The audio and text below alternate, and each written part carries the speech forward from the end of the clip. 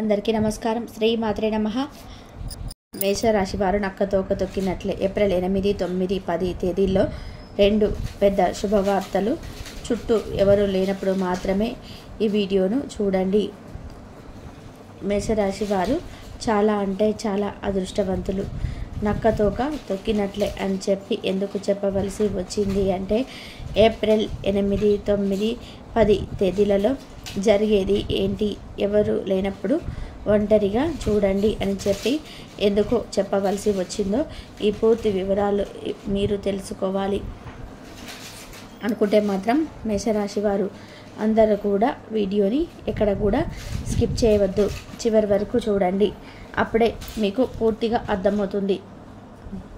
మేషరాశి వారు చాలా అంటే చాలా అదృష్టవంతులు. ఈ విశ్వాసనామ సంవత్సరం వచ్చిన తర్వాత తెలుగు కొత్త సంవత్సరంలోకి మనం అడుగుపెట్టాము. గతంతో పోల్చుకుంటే డబ్బు పరంగా చూసుకున్నట్లయితే కనుక మేషరాశి వారికి వీరి యొక్క వృత్తి ఏదైతే ఉందో, కొంతమంది ఒక్కొక్కరు ఒక్కొక్క వృత్తి చేస్తూ ఉంటారు, మరికొంతమంది ఉద్యోగం చేసుకుంటూ ఉంటారు, ఇంకొంతమంది ప్రైవేట్ ఉద్యోగాలు, గవర్నమెంట్ ఉద్యోగాలు, ఇలా రెండు రకాలుగా చేసుకుంటూ ఉంటారు. కొంతమంది ఓన్ బిజినెస్లు చేసుకుంటూ ఉంటారు, కొంతమంది చిన్న చిన్న వ్యాపారాలు అనేటివి చేసుకుంటూ ఉంటారు. ఇలా వీరికి సంబంధించి ఏ వృత్తి రంగంలో ఉన్న వారికైనా కానీ వీరికి ఆదాయం అనేది రెట్టింపు కాబోతుంది. ఇప్పుడు ఈ వీడియో స్టార్టింగ్లోనే మీకు మొదటి శుభవార్త చెప్పాము. కాకపోతే మీరు గుర్తుంచుకోవాల్సింది ఏమిటి అంటే కనుక కష్టే ఫలి అన్న మాటను గుర్తుపెట్టుకోండి. ఎంత కష్టపడితేనే అంత మీ కష్టానికి తగినటువంటి ప్రతిఫలం అనేది వస్తుంది. దీనికైనా కానీ ప్రతి మనిషికి కూడా తమ కుటుంబం కోసం చాలా కష్టపడతారు. కొంతమందిని మనం గమనించుకున్నట్లయితే కనుక చాలా కష్టపడతారు, రేయింబగలు కూడా చాలా కష్టపడుతూనే ఉంటారు. కానీ ఎక్కడ వేసిన గొంగలి అక్కడే ఉన్నట్టుగానే ఉంటుంది. ఎటువంటి ఆదాయం కూడా వారికి ఉండదు. అటువంటి వారికి ధన ద్వారాలు అనేటివి పూర్తిగా మూసుకుపోయి ఉంటాయి. కానీ అదృష్టం అనేది వారికి ఉండదు. వారి లైఫ్లో ఎప్పుడైనా కానీ మనం ఎంత కష్టపడినా కానీ మన కష్టానికి తగిన ప్రతిఫలం అనేది రావాలి అంటే కనుక గోరంత అదృష్టమైనా కానీ మన జాతకంలోనే ఉండాలి. ఆ గోరంత అదృష్టం ఉంటే మనకి యోగకాలం అనేది కలిసి వస్తుంది. ఆ యోగకాలం అనేది మీకు బాగా ఉందన్నమాట. అదృష్టం అనేది మీ చేతికి అందుబాటులోనే ఉంది. కానీ ఆ చేతితో అదృష్టాన్ని మీరు అందుకోవాలి అనుకుంటే కనుక కష్టపడి చేస్తున్న పని పట్ల కాస్త శ్రద్ధను చూపించండి. ఇప్పుడు పడుతున్న కష్టం కాదు, ఇంకొంచెం ఎక్కువ కష్టాన్ని అయితే పడాల్సి వస్తుంది. ఈ మాటకు అర్థమైతే అదేనండి. ఈ వృత్తిలో మీరు కొంచెం కష్టపడితేనే ఎక్కువ ఆదాయం అనేది ఖచ్చితంగా వచ్చే అదృష్టం అయితే మీకు రాసి పెట్టి ఉంది. ఈ విషయాన్ని మీరు గుర్తుపెట్టుకొని కష్టపడండి. అలాగే ఉద్యోగాలు చేసే వారికి ప్రమోషన్స్ వస్తాయి.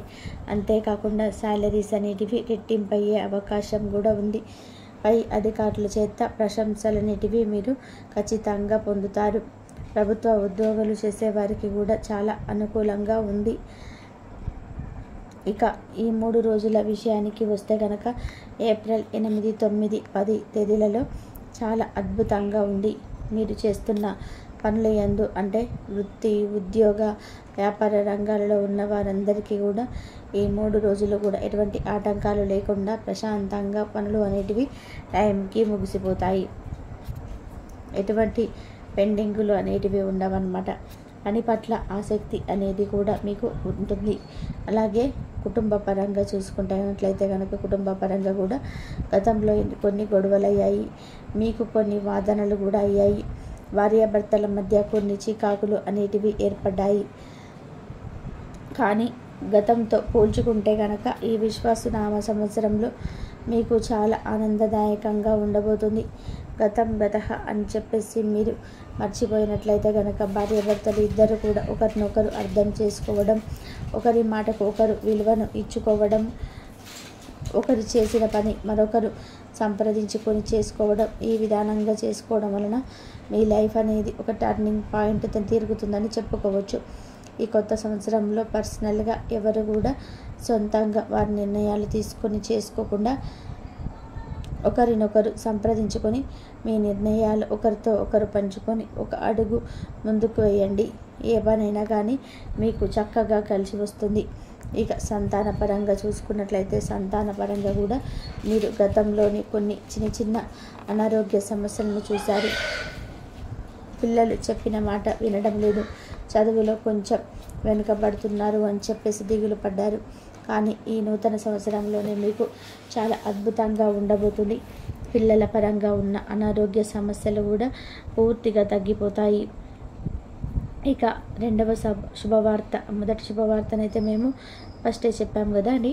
ఇక రెండవ శుభవార్త ఏమిటి అంటే కనుక పిల్లల పరంగా ఇప్పుడు ఎవరైతే కాంపిటీషన్స్ ఎగ్జామ్స్ రాశారో మేషరాశి వారికి చెందిన పిల్లలు కానివ్వండి, మేషరాశికి చెందిన విద్యార్థులు కానివ్వండి, ఎవరైతే కాంపిటీషన్స్ ఎగ్జామ్స్ రాశారో ఈ ఎగ్జామ్స్లలో వారు ఖచ్చితంగా మంచి మార్కులతో పాస్ అవ్వబోతున్నారు.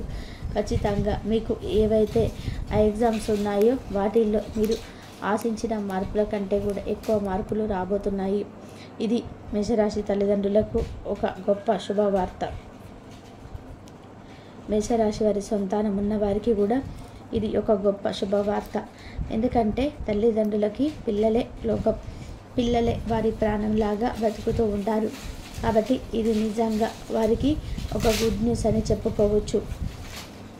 ఇక కుటుంబ పరంగా చూసుకున్నట్లయితే కనుక మేషరాశి వారి యొక్క తల్లిదండ్రులు ఎవరైతే ఉన్నారో వారికి కూడా కొన్ని చిన్న సమస్యలు, పెద్ద సమస్యలు ఇవన్నీ కూడా చూశారు. కానీ ఇప్పటి నుంచి కూడా అవన్నీ కూడా 80% తగ్గిపోతాయి అని చెప్పుకోవచ్చు. ఓవరాల్గా చూసుకుంటే కనుక కుటుంబ పరంగా చాలా సక్రమంగా సవ్యంగా కూడా జరుగుతాయన్నమాట. అలాగే మేషరాశి వారికి సినీ రంగ పరిశ్రమలలోని ఎవరైతే ఉన్నారో, అలాగే రియల్ ఎస్టేట్ పనులు చేసేవాళ్ళు ఎవరైతే ఉన్నారో వారి పరంగా చూసుకున్నా కూడా చాలా అనుకూలంగా ఉంది అని చెప్పేసి అనుకోవచ్చు. ఎవరైతే ఇబ్బంది పడుతూ ఉన్నారో, వాయిదాలతో ఇబ్బంది పడుతూ ఉన్నారో వారికి కూడా కొత్త సంవత్సరంలో అనుకూలంగా తీర్పు ఇచ్చారు. ఆనందపడే యోగం అయితే కనిపిస్తూ ఉంది. ఇక ముఖ్యంగా మేషరాశి వారు గుర్తుంచుకోవాల్సింది ఏమిటి అంటే కనుక మధ్యవర్తులుగా డబ్బు పరంగా ఎక్కడ కూడా ఉండదు. ఈ విషయాన్ని అయితే తప్పనిసరిగా మీరు గుర్తుపెట్టుకోండి. అలాగే జనాలకు కాస్తంత దూరంగా ఉండండి. అదేమిటో జనాలకి దూరంగా ఉండడం ఏంటి అని చెప్పేసి అడగవచ్చు. ఎందుకంటే ఇప్పుడు ప్రస్తుతం ఉన్న రోజులలోనే ఒకరు బాగుపడుతున్నారు అంటే కనుక మరొకరు చూడలేని పరిస్థితిలో ఉన్నారు. ఇంట్లో ఉన్న అన్నదమ్ములు, అక్క తమ్ముళ్ళు చూడలేకపోతున్నారు. ఒకరు బాగుపడుతున్నారు అంటే కనుక మరొకరు ఆటోమేటిక్గా కూడా వాళ్ళకు స్వార్థం అనేది పెరిగిపోతుంది.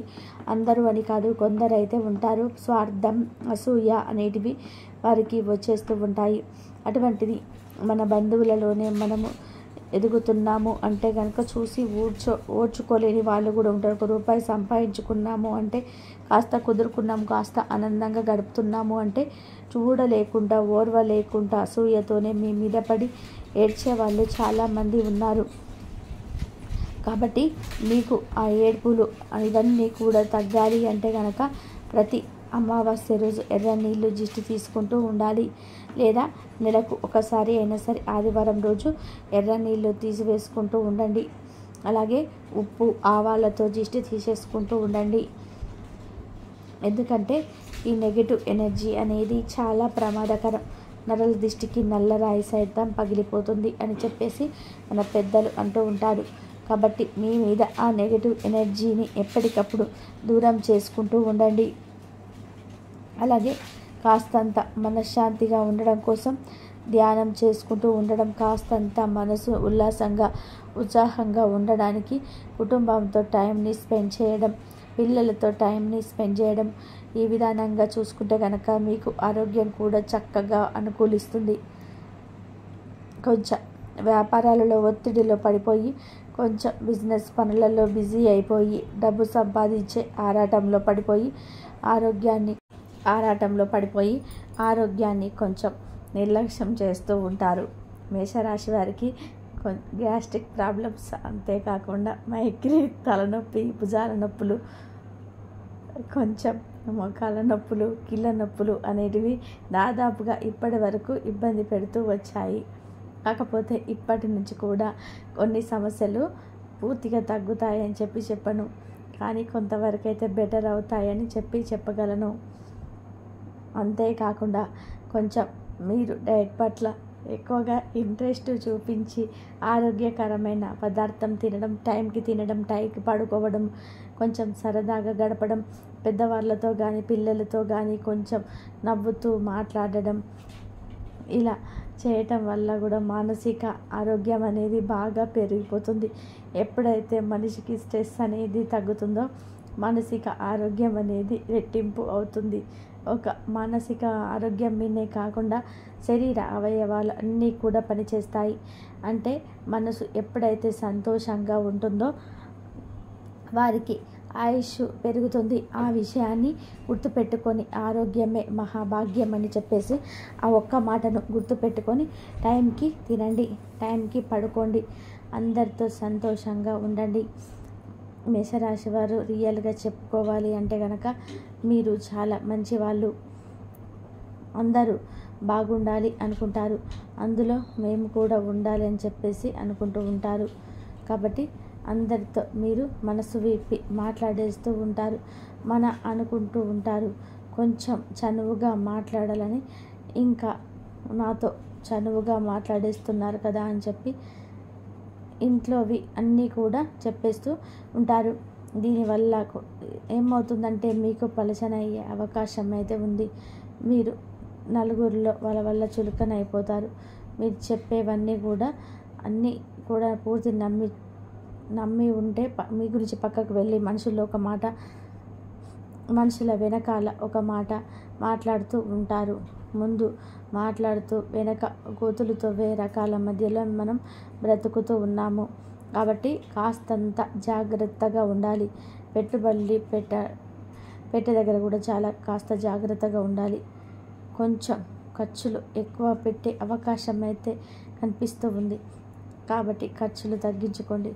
ఏదైనా కానీ గ్రహాలు అనేటివి మనకు ఎంత అనుకూలంగా ఉన్నప్పటికీ కూడా లేనప్పటికీ కూడా మన స్థితిని బట్టి కూడా మనము అనుకూలతను అనేటివి మార్చుకోవచ్చు.